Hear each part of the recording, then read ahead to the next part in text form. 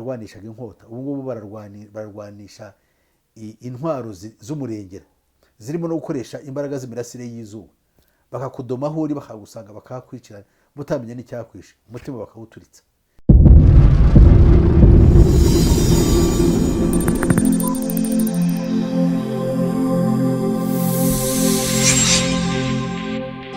Ni Pastor Peter Musisi nko mubibona mwese abakurikira cyano yacu. Imana ibaho umugisha, mwarakoze kubwo murimo wo kwitanga, kwiyabonesha cyangwa gukora subscription. Ndacyabibingingira kudufasha kugira ngo n'abandi baze ku rubuga muri rwo kugira ngo bumve ubutumwa bwiza, kandi uko bizajya bisohoka bajye babona ubutumwa twabateguriye rugikubita. So kwiyandikisha kwanyu rero ni byiza niba mubona ko ari ingirakamaro ku bwanyu no ku bw'abandi. Twafatanya mu ivugabutumwa kugira ngo n'abandi benshi basangizwe n'ubutumwa bwiza tubagezaho. Imana rero mu ijuru ibaho umugisha. Ubu ndabashuhuje mwese abavura muri Kinyarwanda, abari hafi n'abari kure, abari mu karere k'ibiyaga bigari n'abari hirya no hino mu isi, n'abavuga indimi zifitanye ibisano n'Ikinyarwanda, cyane cyane nk'Ikirundi n'Ikinyamurenge, Ikinyabwisha, Igifumbira, Ikivandimwe, Igihororo, Igiha n'Igihangaza. Aba bose turabakunda. Imana ibaho umugisha cyane. Turagiye rero tumaze kuvuga ayo magambo, kandi tumaze kwibwira ko turi kumwe. Reka twiragize Imana. Uhoraho Mana yacu, turagushimye, duhimbaje izina ryawe rikomeye, dushingije Mana yacu ubwiza bwawe, icyubahiro n'ikuzo n'ishimwe bikomeze izina ryawe rihebuje byose. Bara natwe rero tugiye gusangira aya magambo y'ubutumwa bwiza, kugira ngo umwami wanjye yashyigikire kandi azadufashe mu bihe biri imbere, kugira ngo dukomeze tugukorere tutafite ibimenyetso bibi n'ishusho mbi mu maso yawe, ahubwo tuboneye ubwa Yesu Kristo umwami wacu. Amen. Bakundwa, turi mu kiganiro cyitwa ubuyobe mpuzamadini. Ubuyobe mpuzamadini ari imwe mu ntwaro z'umwanzi zo kugira ngo isi irimbuke. Iyo turebye mu byahishuwe igice cyaho cya 12, twabonye cyazanye umwanzi. Umwanzi ajugunywa ku isi, ahageze asiribanga ibyo yasanze. Nuko amagambo aravuga ngo mu ijuru habaho intambara, Mikayeli n'abamarayika be batabarira kurwanya cya kiyoka. Ikiyoka kirwanana n'abamarayika bacyo, ngo ariko ntibanesha, kandi mu ijuru ahabo ntihaba hakiboneka. Cya kiyoka kinini kiracibwa, ari cyo ya nzoka ya kera yitwa umwanzi na Satani, ari cyo kiyobya abari mu isi bose. Nuko kijugunywa mu isi, abamarayika bacyo bajugunywa nacyo. Amen. Hanyuma kimaze kujugunywa mu isi, ngo numva rero ijwi rirenga rivugira mu ijuru riti, noneho agakiza karasohoye, gasohoranye n'ubushobozi n'ubwami bw'Imana yacu n'ubutware bwa Kristo wayo, kuko umurezi wa bene data ajugunywe hasi, wahoraga bariga manywa na nijoro imbere y'Imana yacu. Ngo nabo bamuneshesheje amaraso y'uwo mwana w'intama n'ijambo ryo guhamya kwabo, ngo ntibakunda amagara yabo, ndetse ntibanga no gupfa. Nuko rero wajuruwe, namwe abari bamo nimwishime, naho wowe wasiwe ugushije ishyano. Kubera iki? Kuko Satani abamanukiye afite umujinya mwinshi, azi yuko afite igihe gito. Amen. Aha ngaha turabona ibintu by'ingenzi bikomeye bibiri. Icya mbere tugisanga ku murongo wa 9, ahavuga ngo cya kiyoka kinini kiracibwa, aricyo ya nzoka ya kera yitwa umwanzi na satani, aricyo kiyobya abari mu isi bose. Ngo nuko n'abamarayika bacyo aribo badayimoni bajugunywa nacyo. Ahangaha turabona ikintu gikomeye kuri uyu murongo, ngo nicyo kiyobya. Ubundi umurimo wacyo ni ukuyobya, nk'uko cyabikoze muri Idini kiyobya Adamu na Eva bakigomeka ku Mana cyangwa se bagacumura ku Mana, kiracyakora uwo murimo. Ubu noneho ikigezweho cyo kigenda kizamura gahunda gikurikije ibiriho. Ubu kirayobya abantu giciye noneho mu iyobokamana rigizwe n'amadini anyuranye, ariko cyane cyane aya gikristo, kuko niyo arimwo ashobora kuba yayobeshwa.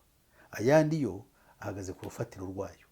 Niyo mpamvu abayabamo ibyabo by'amadini yabo abasaba babisohoza, kandi bakabisuka ari ibikorwa batekerezwa gukora, bikaba byo bibahesha kwezwa.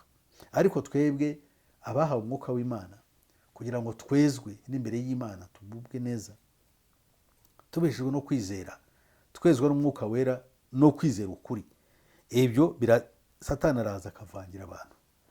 Icyo ni icya mbere gikomeye cyane. Icya kabiri dukwiriye kumva ni ijambo rivuga ngo naho wowe wasiwe, naho wowe wasiwe, nawe wanyanja we, mu gushije ishyano. Isi igushije ishyano ni nayo titire y'ikiganiro kimwe twigisha cyitwa isi igushije ishyano. Aha rero turi mu kiganiro cyitwa ubuyobe mpuzamadini. Ubuyobe mpuzamadini buterwa n'uko Satani ayobya abari mu isi, kugira ngo uyu murongo wa 9 ureba n'ubuyobe mpuzamadini. Wasi wugushije ishyano urebana n'akaga isi yerekeye, kuko kuyoba inzira y'agakiza no kuvuga umugambi n'akagambane karimo gategurwa kugira ngo iyi si irimbuke kandi ihure n'ibyago. Aha rero niyo mpamvu iyo tuvuga ubuyobe mpuzamadini tuba tutashaka kugira ngo idini ryawe nituramuka turigezeho tukarivugaho ntibizagutesha umutwe, kuko tuzaba tugaragaza impamvu y'ubwo buyobe, ariko ntitubwiye ngo uryange cyangwa urivemo. Ahubwo bishobotse ukuri uzamenyeshwa na gahunda dufite yo kukwigisha no kugaragaza ukuri kwa Bibiliya, izakubere ubwako bwo kugira ngo uronke imbaraga zo kuzana impinduka muri iryo dini. Kuko idini buriya twese dukwiriye kuba dufite ijambo mu byo bita amadini, tukavuga tuti ibi si byo dukurikije Bibiliya, kuko ntabwo turi abana b'idini, ahubwo turi abana b'Imana. Cyakora ibyo si bibwiye kugira ngo babe amadini, sishaka kuko bo barahari bayiyeguriye no kuyapfira, ahubwo ndavuga gusa kuri babandi baza hakurikije ikiganiro n'ibindi byose bazigishwa n'ubuntu bw'Imana, bizatume muhaguruka kugira ngo muhagarare, bityo mushobore kurengera umugambi w'Imana kuri twe twese. So rero Imana ibaha umugisha kandi bagirire neza. Tugiye kureba rero uburyo abantu bacu ubayobye. Ndavuga kuko nababwiye yuko nzagera ku buri dini tujya turiganiraho kugira ngo turebe ikibazo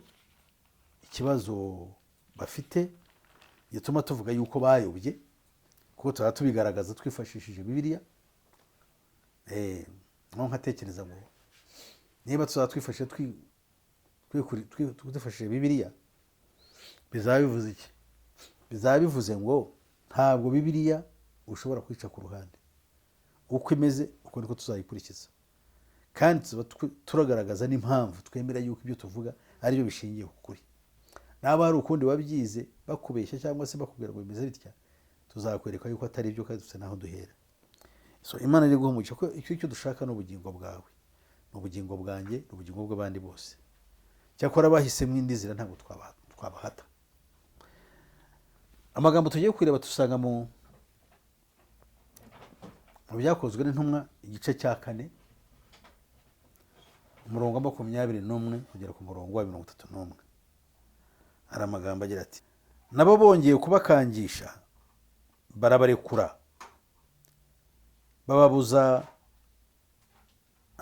babuza uko babahana, batinya abantu kuko bose bahimbarizaga Imana ibyabaye, kuko uwo muntu wari wakorewe icyo gitangaza cyangwa icyo kimenyetso cyo kumukiza yari ashagije imyaka 40 avutse. Amen. Ahangaha ni ya nkuru ushe twagarukiyeho ijyanye n'uyu muntu wari wakijwe yari ikirema hariya mu rusengero rw'i Yerusalemu, yahoraga asega iminsi yose. Ibi byose byari byabaye, twarabikurikiranye mu gice cya 8 cyatambutse. Ushobora kureba icya 8 niba ari bo bwa mbere ugeze ku rubuga. Igice cya 8 uzasanga inkuru zijyanye n'ibi ngibi byose. Noneho abangaba babuze uko bagira, barabarekura kuko abantu bose bahimbazaga Imana. Iki kinyereka ko abantu bose babonye Kristo yigaragaza agakora imirimo muri twe, bagahimbaza Imana, abanzi b'ukuri bakorwa n'isoni, maze imigambi bafitiye itorero natwe ubwacu ikaba yagabanyuka. Ndatekereza ko hamwe n'ibyo ngibyo dukwiriye gutekereza twitonze, tugatekereza umugambi w'Imana w'agakiza dushize amanga. Reka turebe nyuma y'ibyo hakurikiyeho iki. Umurongo wa 23 ngo nuko barekuwe basubira muri bagenzi babo, abari za ntumwa zari zafunzwe bazihora guhamya Yesu.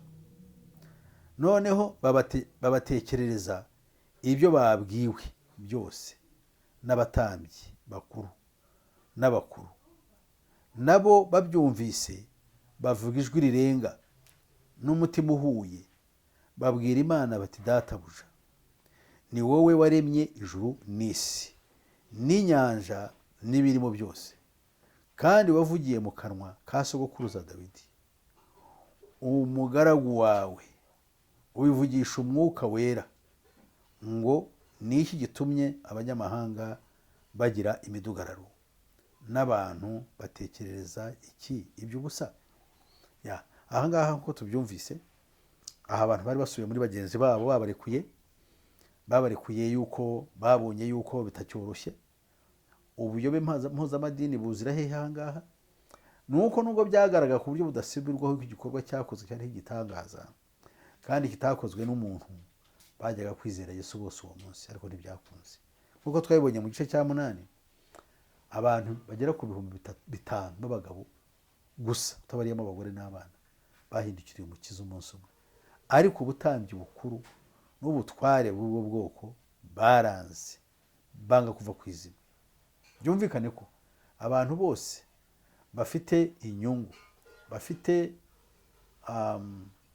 guhihibikanira idini, nubwo wavuga bikagera hehe, nubwo wabura ibimenyetso binganira iki, badashobora guhindukira Imana. Ese igitangaza gikoze cyari cyoroshye? None se ibitangaza byakozwe bajyaga bigisha abantu byakora i Babuloni, bikemeza n'abanyamahanga n'umwami wabo Nebukadinezari akizera Imana ya Isirayeli, ibyari bisohoye?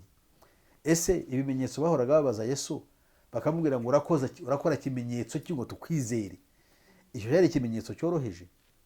Ntabwo se byajyaga gutuma bizera Yesu nubwo ataragihari, kuko bari bamenye yuko abo bantu babanaga nawe nubwo bitwaga ngo ni abaswa. Ese byajyaga gutuma bizera? Ikintu cyitwa kunangira umutima kirakomeye cyane. Kunangira umutima ku ijambo ry'Imana, kunangira umutima no ku gitangaza Imana ikoze, ntugihe agaciro, ubwabyo ni ishyano riba riguye. Bakundwa rero, abantu turimo turavuga ubutumwa twibwira yuko buzafasha benshi, kandi benshi bakagera mu bwami bw'Imana. Ngo nuko barekuwe basubira muri bagenzi babo, babatekerereza ibyo babwiwe byose n'abatambyi bakuru n'abakuru, ndetse nabo babyumvise bavuga ijwi rirenga ndetse n'umutima uhuye, babwira Imana bati, databuja. Mwibuke yuko abangaba bamaze kubona yuko baje, bumvise ya magambo y'urucantege, bavuze ngo ntibongere kuvuga. Ngo nuko barekuwe basubira muri bagenzi babo, babatekerereza ibyo babwiwe byose n'abatambyi bakuru n'abakuru b'ubwo bwoko. Ni ukuvuga ngo baragiye batekereza bose ibyabaye n'ibyavuzwe. Bamaze kubibabwira kuko byari ishyano, byari mu iterabwoba ryuzuye agasuzuguro, ariko kandi bitwaje ubushobozi n'ubutware, ndetse bafite n'ubutware bwa politike bw'ingoma y'abaroma, nk'uko nabwo ubu natwe ingoma y'abaroma itugeze ku mashyi, kandi itorero rikaba rishegeshwe. Hariho na gahunda yo gushyiraho idini rimwe. Imbere yacu hari urugamba rukomeye cyane, ariko tugomba kumera nk'aba bantu uko babaye.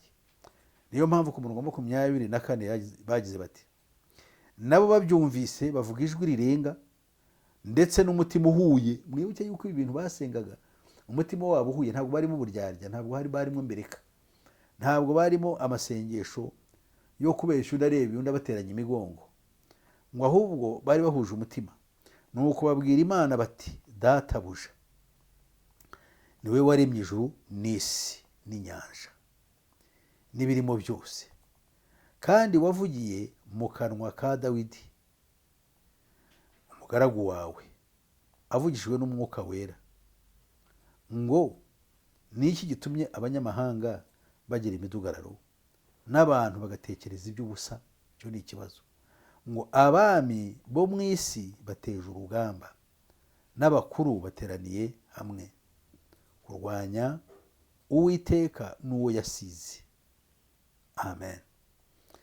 Hakabaza bagira bati, kandi koko Herode na Pilato, Ponsiyo Pilato, hamwe n'abanyamahanga n'imiryango ya Isirayeli bateraniye muri uyu murwa ari wo Yerusalemu kurwanya umugaragu wawe wera Yesu, uwo wasize, ngo basohoze ibyo ukuboko kwawe n'ubwenge bwawe byategetse mbere byose bitari byaba. Bakundwa, hari icyago gikomeye cyane muri iyi si. Dufite ibyago biruhanyije.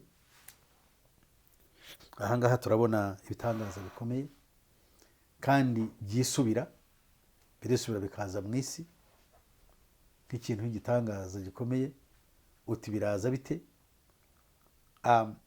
Kurwanya Kristo, kurwanya Imana na Kristo ntabwo byagarukiye ku Bayuda n'Abaroma ba kiriya gihe, ahubwo nabwo birakomeza. Niyo mpamvu abatware n'abafite ubushobozi bose nanone bahagurukira kurwanya Imana na Kristo yasize, barwanya umugambi w'agakiza. Nk'uko twababwiye yuko ubu hariho gahunda yo gushyiraho idini rimwe. Hariho umushinga ukomeje Mpuzamadini witwa United Religions Initiative, watangiye kera cyane mu myaka ya za 48, ukomeza no muri za, ariko wari wasanzwe uri kuhera muri za 20, cyane cyane ubwo habagaho ibyo bita Federal Council of Churches, barwanya kugira ngo Federal Council of Churches ni nayo yabyaye Federal the World Council of Churches, irwana kugira ngo habeho ubumwe bw'amadini no gushyira hamwe no kugendera hamwe muri gahunda mbi yo kurwanya ukuri. Ari imaze kutugeza ahangaha, ari igiye gutuma hashyirwaho igishushanyo gisengwa. Icyo gishushanyo gisengwa kizicisha benshi batakiramya nk'uko byahanuwe. Ariko icyitonderwa, hariho abantu Imana yasezeranyije yuko batazatezuka ku rugamba, kandi Imana izabacungura. Aba rero tugiye kureba, mbere yuko tujya ahandi hareba twebwe itorero rya none, katubaye turebe iyi nkuru uko yakomeje. Ku murongo wa 29 hari amagambo akomeza agira ati, kandi none mwami Mana, reba ibikangisho byabo, uhe abagaragu bawe kuvuga ijambo ryawe bashize amanga rwose.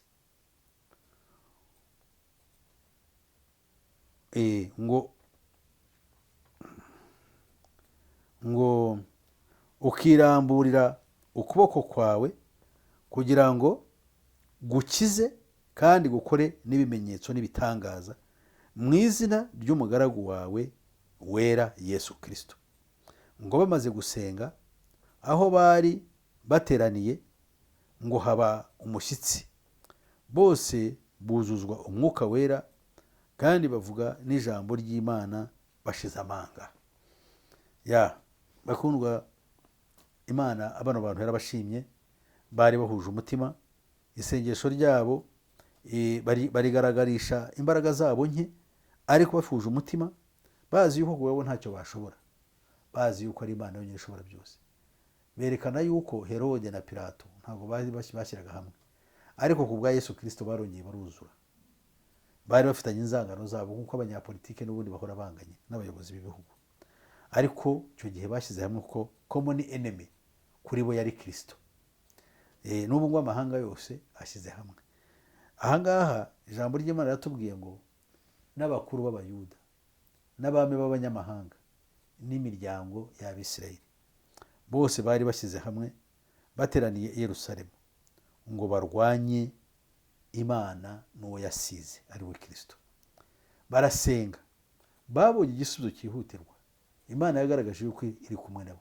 Aho bari bari hahinze umushyitsi, nk'ikimenyetso kigaragaza nabo buzura imbaraga z'umwuka we, ngo kuvuga ijambo ry'Imana bashize amanga. Muri iki gihe turimo turazindazwa nk'itorero. Barakubwira bati mu Burayi ntiwavuga Yesu, ntiwavuga ku cyaha, wafungwa. Abantu bararuciye bararumira. Na hano hari ibintu bivuga utagomba kuvuga, utagomba gukora, kandi bizakwira isi yose kubera turuka ibukuru. Ese uzahagarara? Ese nanjye nzahagarara? Ko n'ubu ngubu uzi kuvuga ibyo tuvuga byose rimwe habamo kwitanga, ariko usenga Imana kugira ngo ihagarare natwe nk'uko yahagararanye n'aba bandi, natwe ihagarare natwe. Tuvuge ijambo ry'Imana dushize amanga, tutitaye kuri tuzi ngo Imana tuvugira ni iy'ukuri, kuko muri twe harimo ishyaka ry'ukuri ryo kugira ngo abantu bamenye ukuri, kandi uko kuri kuzabahesha ubugingo buhoraho muri Kristo Yesu. Niyo mpamvu tugomba kuvuga no gusengerana, tukavuga ijambo dushize amanga. Kimwe mu byo Satani akora ni ibikangisho. Aba batambyi bakoraga ibi, bakangishaga intumwa n'abera bose b'icyo gihe kugira ngo ibya Yesu biceceke. Mbese muri make byagombaga kurangiriraho bikanibagirana, ariko umwuka wera ntiyabikunze. Ese umwuka wera yakoresheje aba ngaba, barahagarara bashikamye ngo batangira no kuvuga ijambo ry'Imana bashize amanga. Uhereye aha ngaha ukagera utangiye igice cya 5, urangiye ko niwe murongo mu kanya kino gice kiba kirangira tujye ku gice cya 5 cy'ibyakozwe n'intumwa. Iyo ugeze mu gice cya 5 usanga uburyo bakomeje gukora, kandi aha ngaha ku murongo wa 32 ubona uburyo noneho batangiye gukora basangira ibyabo, nta bwiko buri hagati yabo, bagakora bari banyuranye cyane n'imikorere ya none y'abantu kuba banyamwigendaho, abantu bashaka ikuzo ryabo no kwitwa barabi. N'ibyo rero bakundwa, turabona ko aha ngaha abantu ko bari bahuje umutima ntabwo bameze nk'uko nibyo nashaka kuvuga nsubiramo, shimangira ko ibiriho byacu ko abantu benshi mu madini bameze iki gihe. Ikintangaza, aya madini ya bita mainstream churches, amadini asanzwe akomeye azwi, ayo madini arakora kandi afitanye ubumwe mu ibanga, afite n'abantu bayakurikira. Ariko noneho ayitiriwe ivugabutumwa niyo y'urukozasoni, kuko yuzuyemo uburyarya n'intambara n'inzangano n'abantu kubeshyana no gusenyana, ndetse byinshi bikaba bigenda bigaragara. Naho za covid ziziha hakaza amategeko akarishye, asa nkaho yacubije umwiryane ukomeye, ahubwo wagaragaraga kandi wateraga imbere buri munsi ku buryo yari imaze gufata indi ntera. Cya kabiri cyari gihari ni uko umwuka wera yarasimbuwe n'imyuka ya nyabingi, kandi nabwo biracyahari, kuko abakora bose n'abashaka kugaragara n'abashaka kwamamaza imbaraga za gikonikoni n'ibimenyetso bijyanye nazo, aho kwishingira no kwishimira imbaraga z'umwuka wera. Imbaraga z'umwuka wera zishimira ikintu gikomeye cyane, yuko abantu bavuga ijambo ry'Imana bashize amanga kandi bavuga ijambo ry'ukuri. Aho umwuka wera azahakorera ibitangaza n'ibimenyetso kugira ngo Kristo agaragare, kandi kugira ngo n'abantu bagire ubwoba, bihane, bahindukire ukuri, biveho, bakora umurimo w'Imana bakorera ijuru, atari ukora umurimo w'Imana kubw'inyungu batekereza yuko bazarongera mu isi. So Imana ibaha umugisha, ibagirire neza. Tumaze kubona izo ntambara uko zari zimeze. ese twebwe ab'iki gihe Yesu aratuvugaho iki? Mu Byahishuwe igice cya 17 turabona yuko nanone Yesu mu Byahishuwe hagaragaza yuko izi ntambara zitazabura kuba kandi mu bihe byose. Ibyahishuwe 17 umurongo waho wa 8 hari amagambo agira ati, aha niho murongo wa 9, ku murongo wa 9, ngo aha niho hakwiriye ubwenge n'ubuhanga. Iyo mitwe 7 niyo misozi 7 uwo mugore yicaraho. Twavuze cyangwa tuzongera tunasobanure imitwe 7 uwo mugore yicaraho. Uwo mugore maraya n'iyobokamana rya gipagane ry'ibihe byose uhereye kuri Egiputa, ari wo mutwe wa mbere. Umutwe wa kabiri ni Ashuri, uwa gatatu ni Babiloni, uwa kane ni Abamedi n'Abaperisi, uwa gatanu ni Abagiriki bayobowe na Alexanderi, uwa gatandatu ni Abaroma. Kuri uyu mutwe wa gatandatu niho Yohana yerekewe ubwiru bw'Imana bukomeye bwavuye mu ijuru, ubuhanuzi. Abwirwa ko nkuko tugiye kubibona, akomeza agira ati, kandi niyo bami 7, 5 baraguye, umwe ariho, undi ntaraza, kandi naza azaba akwiriye kumara igihe gito. Bakundwa, umutwe wa 7 ni ubwami bwa Roma. Utari waza agomba kumara igihe gito. Ni faze ya kabiri y'ubwami bwa Roma buteguriza kuza kwa Antikristo. Faze ya kabiri yatangiranye n'ubutware bwatwaye isi nyuma y'intambara ya kabiri y'isi yose. Nyuma y'intambara ya kabiri y'isi yose abadayimoni baraje kuko no bayiteje, bashyiraho uburyo bwo gutegeka isi nk'umubumbe, kuko ntabwo byari byoroshye isi kwitegeka nk'umubumbe ngo ugire umwami umwe, ntabwo ubundi byakunda. Ariko amayeri akomeye bashyizeho umuryango w'abibumbye nyuma y'intambara n'ibihugu bimaze gushegesha. Bashaka ibihugu bahisemo kugira ngo babere abami 10. Abo bami 10 rero bakoze umurimo ukomeye, ariko bihishe muri Loni, bahabwa ubwenge n'ubutware n'uburyo bwo gukora intwaro zo gukangisha abantu bose bo ku isi kugira ngo babakawinge, ngo babarongore buka, babashyire ku murongo bashatse. Ariko babitabikora ku bwabo, babikora ku bw'abadayimoni, kuko umuntu w'Imana Daniel yabivuze yuko bazivanga n'urubyaro rw'abantu ariko bitazashobora gufatana, kuko icyuma kidashobora gufatana n'ibumba. Aha rero uyu nguyu wavugaga ugombaga kuza akamara igihe, kandi akamara igihe gito, ni ubwami buteguriza kuza kwa Antikristo, ari umwami wa 8 tugiye kureba, ugiye kuza ku mugaragaro. Ubu bwami ni ubw'igihe gito, kuva muri 45 nubwo bwatwaye isi. Ubu ntibwari bwamara n'imyaka 80, kandi ubwami bwa Roma bwo bwari bumaze imyaka hafi 2000 butegeka isi. Ndavuga buriya faze yabwo ya mbere yitwa umutwe wa 6, kuko tugiye kwinjira mu gihe cy'imperuka.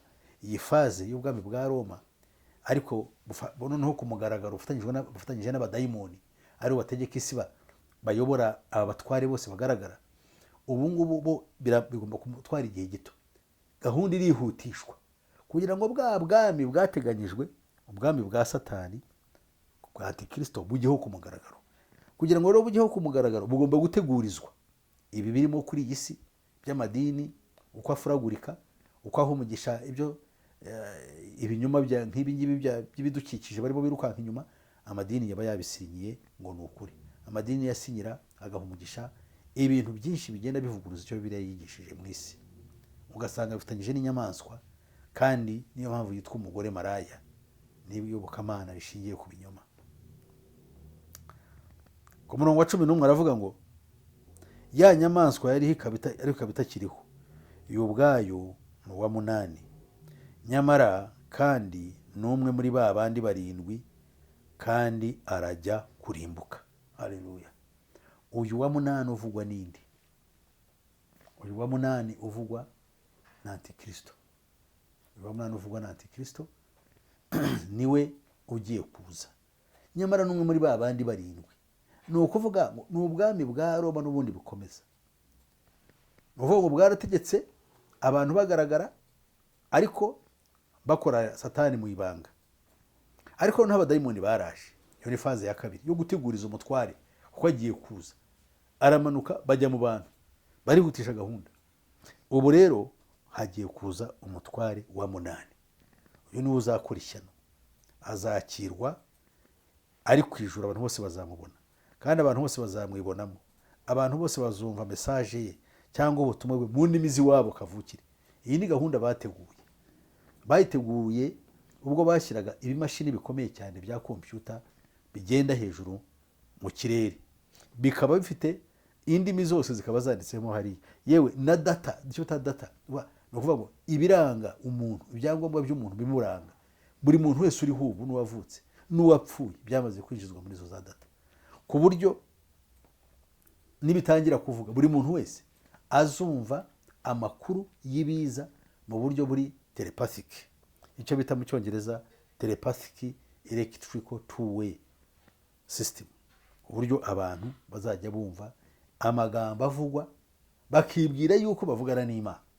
Ibi tuzabisobanura cyane cyane abazaba batashoboye gukurikira bino bintu byumvise, bazabaza ibibazo nzaheraho nongera gusobanura, ko buryo umuntu abajije niba urushaho kumenya neza uko musobanurira ikintu uburyo kimeze. Ariko iyo niyo presentation yanjye kuri icyo kintu.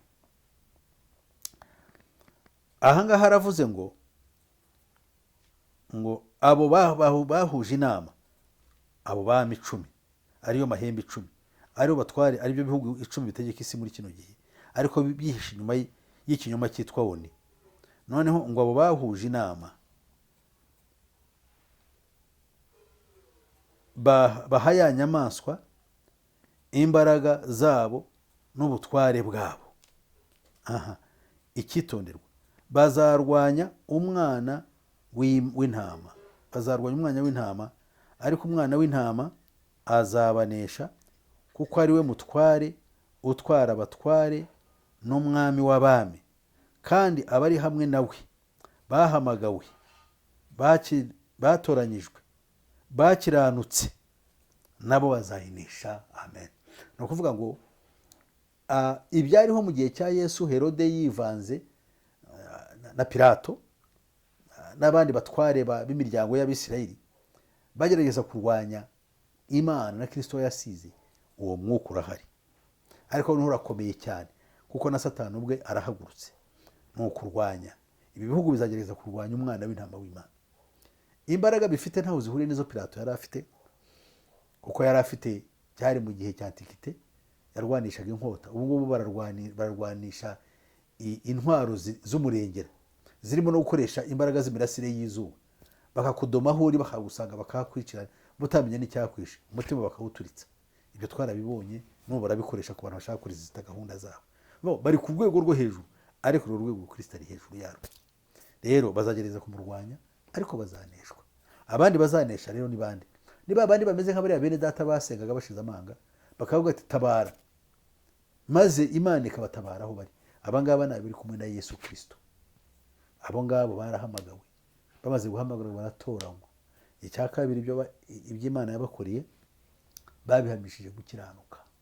Imana iri guha umugisha, ikugirire neza, nanjye ntabare inkize, impa imbaraga n'ubushobozi bwo gutsinda, kugira ngo nezwe muboneye mu maso yayo. Icyubahiro n'ikuzo n'ishimwe rero bikomeze bigize izina ry'Imana Data. Imana yo mu ijuru ibahe umugisha. Abashaka kugira icyo bavuga kuri kino kiganiro, muraza kumpamagara kuri 0788 50 60 76. Ni nayo nomero iri kuri WhatsApp. Ikindi cya kabiri, comments muri kino kiganiro izo muzashyiraho nzaziheraho, mu bibazo muzabaza no mu nyunganizi nzabyishimira, ku buryo tuzaheraho tujya mu kiganiro kizakurikiraho, aricyo twita Ubuyobe Mpuzamadini igice cya 10 kizakurikiraho. Imana mu ijuru ibahe umugisha, ibagire neza. Reka dusenge. Imana yacu, tukwingiye kureba kino kiganiro abo kizageraho, kizabakangure imitima yabo itarimo uburyarya, izahugukira ukuri. Nuko rero turengere ku mbabazi zawe Mwami, kandi udufashe tuzanezezwe n'imbuto zizaturuka muri ibi dukora. Tubyambarije byose mu izina ryawe Yesu Kristo umwami wacu. Amen.